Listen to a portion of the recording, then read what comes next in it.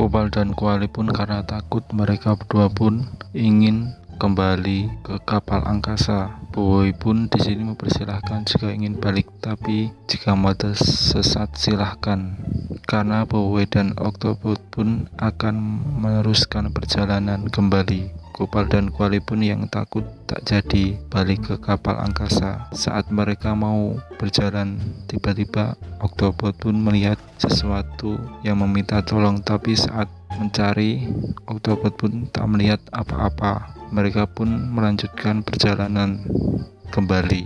Mereka pun sampai di bilik kawalan dan tak ada siapa-siapa yang ada di sana. Kemudian Bowie pun menyuruh Octopus untuk menyalakan kembali tenaga yang putus, tapi setelah dicek, Octopus hanya bisa menyalakan sistem di beberapa ruangan saja. Octopus pun meminta Bowie dan kawan-kawan untuk bersedia karena gravitasi akan dinyalakan kembali.